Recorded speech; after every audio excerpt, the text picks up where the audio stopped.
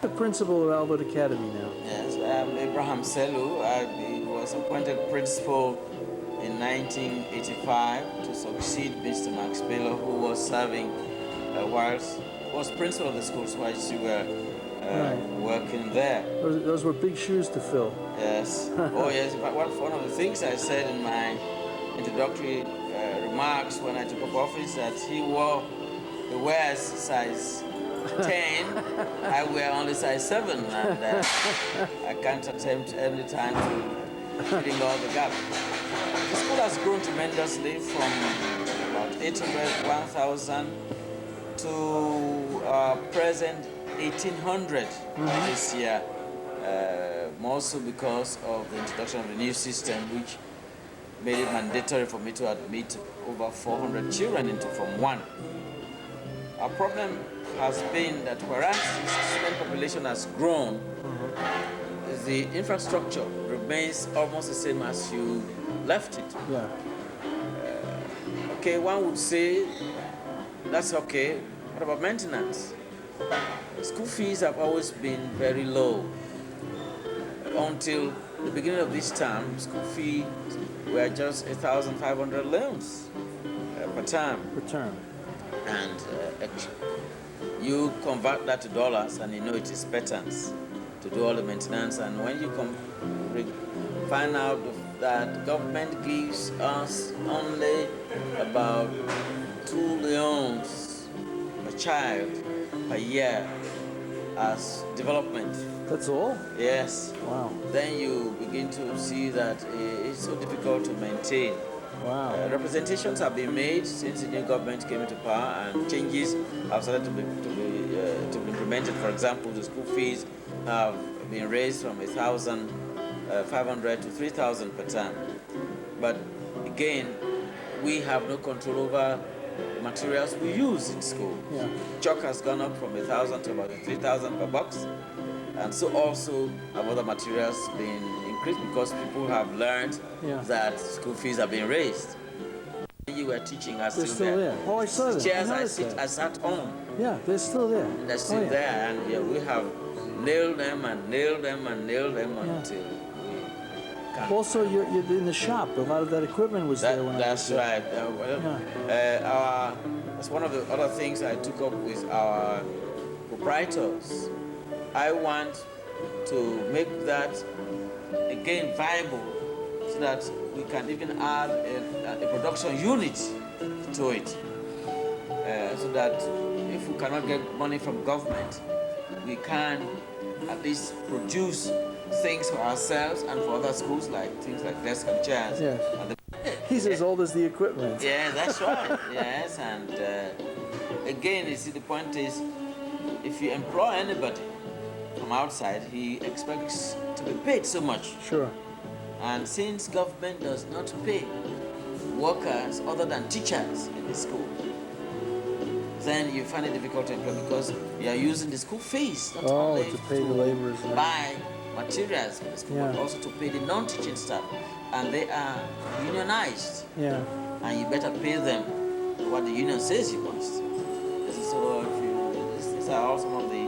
What is the ethnic composition of the school? Is it's as diverse as you left it. It is. It is as diverse as you left it. Our school has students from all tribes in the country, and as you found out, we now have over 200 girls also. I was surprised. In the sixth form, yes. I was in fact, I was surprised at how big the sixth form is. That's right. Yes. There were about when I was here, there were about 20. Now, how many are there? Last academic year, I had 368. Oh my God! Ah. Again, this is because of our output. Yes. In the A-level exams, which is a cause of attraction. All parents want the best for their children. Sure. And for example, this last A-level exam, we were second in the nation at the university. Comprises our students. About 50% of every intake at the Institute of Public Administration and Management of the University of Sierra Leone come from my school. Oh, really? That's right. So you see, it's a sort of attraction. So if you see my sixth form so large, That's the reason behind I it. see. Do you still get a lot of sons of Paramount chiefs? Oh yes, we do. We do, particularly Paramount chiefs who were students themselves in the school. Yes. Who are alumnus or alumni of the school. The number is not as large as when you were here, because schools have now reopened and they have now been opened in the provinces, and children prefer to stay home or close by home than coming to Freetown nowadays. But we still do have. What happened to the windows that used to be there in the building? These were gone before I came on board. Oh, I see. In fact, if you find out, that's why one of the things I have done is to actually waste, in parentheses, money trying to fence the whole compound. Can you imagine that? Wow. 5-acre, building a wall 10 feet high. Yeah, that's big. Because, with the last thieving, of public property has been one of the greatest problems which government has had to face. Yes. We found out we have a big gate now, and so this has, but it's difficult to replace them. But we are determined this year to do a whole lot against our 90th anniversary. And I've taken up this matter with our proprietors and with the Alumni Association, and they are determined to do something. I'm sure if you came back by this time next year, you'll find such a difference. Is the school... The Form 5 boys did not pay much attention to the Form 1 and 2 boys. No, I wasn't Form 5, no. In fact, you sort of treated them like they were an unnecessary nuisance. Sure we did.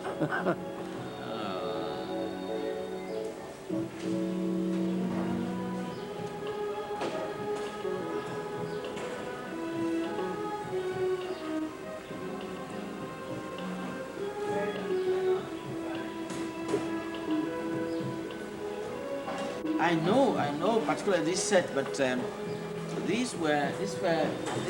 were also in either from 4 or from 5. I know he works at the customs department.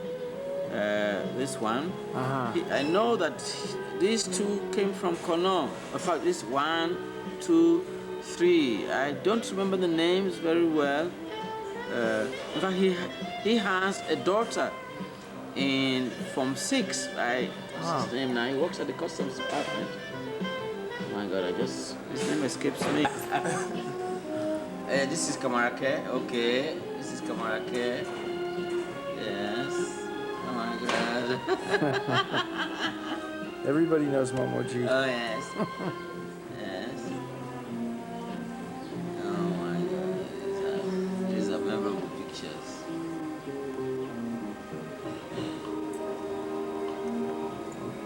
Couple of years, several civil servants have appeared before various commissions of inquiry, and happily enough,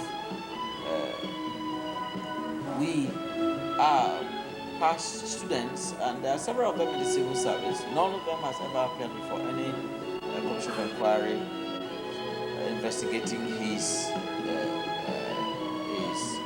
activities whilst he's been a civil servant. And this is what I always tell my students, at our school, whilst we are interested in one coming first in class, what we stand for is to train a child so that he can, when he leaves school, be someone who will be able to stand on his own, who will be honest, who will not hang his head in shame when it comes to matter of accounting for what he is. Indeed, our motto in the school is rather to be than to seem to be. And what I tell my students always is to be themselves always, so that wherever they are in life, they can stand up and answer for their activities. Unfortunately, we have never been found wanting in these areas. And you've had a lot of ministers from the school. You've had two prime ministers, right? Yes, in fact, even in this present government, we have about 6 or 7 of the members of council from our school. The chief of staff is an alumnus of the school. The until the day before yesterday, the Undersecretary of Defense, now Secretary of State Marine Resources, is a member. He's an alumnus of the school. Secretary of State North is an alumnus of the school. And so... Yeah, I know Hindalo Tri is a graduate. Yeah, of course, yes. he is. Yes. Hindalo Tri too is an alumnus of the school. And Yes. so continue to do well in all aspects of life.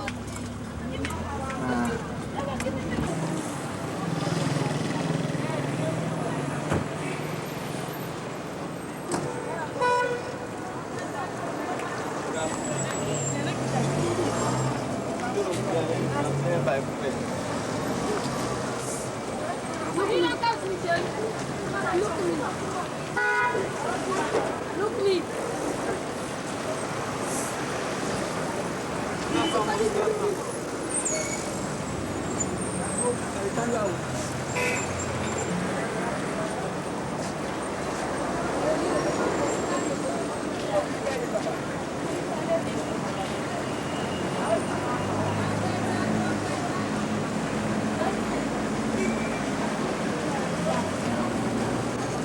Sila nasa FM.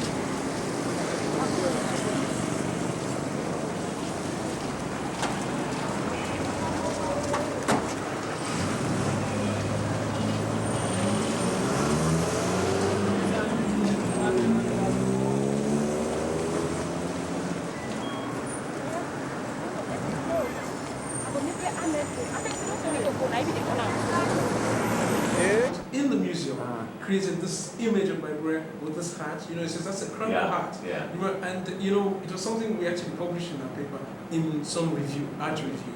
But here was how do you call it, Joe Pala making this, and I remember the reactions then. Okay. Oh yes, there was the poetry. It's called Hallowell, and then I was there. There were a lot of other people. There was Charlie Hafner, Freetown players. They were all there, and you know there was this big spread of reactions. And so, what are you saying, Gerard? And he was saying, and what we have to do now in Sierra Leone is these days, as the paintings he's talking about go on, as the artist draw by Bure, we must go back and say, is this the thing Bure could have worn? And then you're not even sure. So we told him, well, the Peace Corps who did it was not sure, just like you cannot be sure. Let's go back again and look at the tradition. Now he's brought it again. It's tough. Let's go back again and investigate. Right. Well, Martin, tell me about the sign being up until recently, because that still boggles my mind. Which sign? The sign, the museum sign on the building. Okay, that museum sign. Yeah. One that has been there for 30 years. That one, I think any Sierra Leonean who sees it will identify immediately with a picture. But what surprised me is, you know, I had the impression that that sign was something of the 70s. And I'm sure many of my colleagues have the impression it was a more recent sign. But then to go back to see who nailed up that sign, come back to you 30 odd years later. The day I nailed that sign up, I got a big ladder, and I got up on top of the ladder, and crowds came because they never saw a white man doing any work. Okay. And what one could do, one had a picture of that nature. It's just use it in your newspaper. The Sierra Leone Museum. You just put it there, and right there standing guard. And you say, this is the man who got this thing out. Every Sierra Leonean will whistle. Right. I mean, the literally say, what? I don't believe this. This is the cinema now, huh? Yeah. How many cinemas are in Freetown? We have more than 5. More than 5, huh? Yeah. This building, this Freetown Market building is falling down. Did you know that? Yeah. They're trying to repair it because it's ready to collapse. Look at it.